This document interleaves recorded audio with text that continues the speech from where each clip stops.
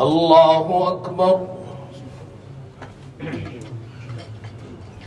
الحمد لله رب العالمين الرحمن الرحيم مالك يوم الدين إياك نعبد وإياك نستعين اهدنا الصراط المستقيم صراط الذين أنعمت عليهم غير المغضوب عليهم ولا الضالين.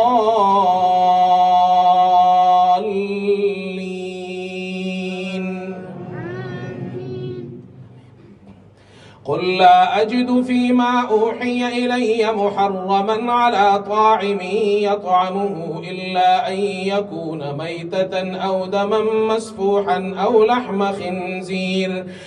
لحم خنزير فإنه رجس أو فسقا أهل لغير الله به، فمن اضطر غير باغ ولا عاد فإن ربك غفور رحيم. وعلى الذين هادوا حرمنا كل ذي ظفر، ومن البقر والغنم حرمنا عليهم شحومهما إلا ما حملت ظهورهما أو الحوايا أو ما اختلط بعظم، ذلك جزيناهم ببغيهم وإنا لصادقون. فإن كذبوك فقل ربكم ذو رحمة واسعة ولا يرد بأسه عن القوم المجرمين. سيقول الذين أشركوا لو شاء الله ما أشركنا ولا آباؤنا ولا حرمنا من شيء، كذلك كذب الذين من قبلهم حتى ذاقوا بأسنا. قل هل عندكم من علم فتخرجوه لنا إن تتبعون إلا الظن وإن أنتم إلا تخرصون. قل فلله الحجة البالغة فلو شاء لهداكم أجمعين. قل هلم شهداءكم الذين يشهدون أن الله حرم هذا، فإن شهدوا فلا تشهد معهم ولا تتبع أهواء الذين كذبوا بآياتنا والذين لا يؤمنون بالآخرة وهم بربهم يعدلون.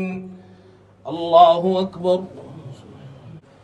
الحمد لله رب العالمين الرحمن الرحيم مالك يوم الدين إياك نعبد وإياك نستعين اهدنا الصراط المستقيم صراط الذين أنعمت عليهم غير المغضوب عليهم ولا الضالين.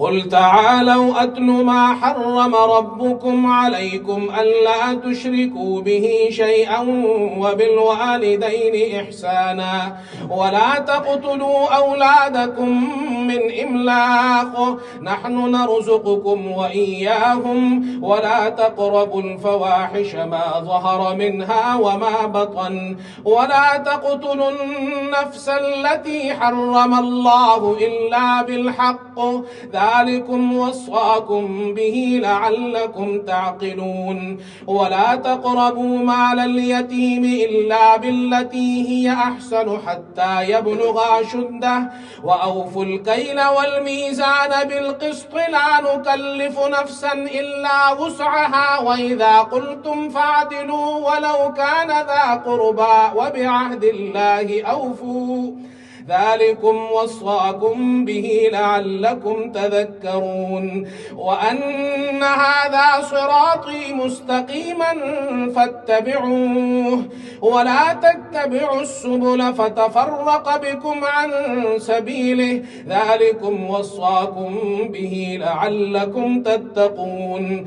ثم آتينا موسى الكتاب تماما على الذي أحسن وتفصيلا لكل شيء وهدى ورحمة لعلهم بلقاء بربهم يؤمنون.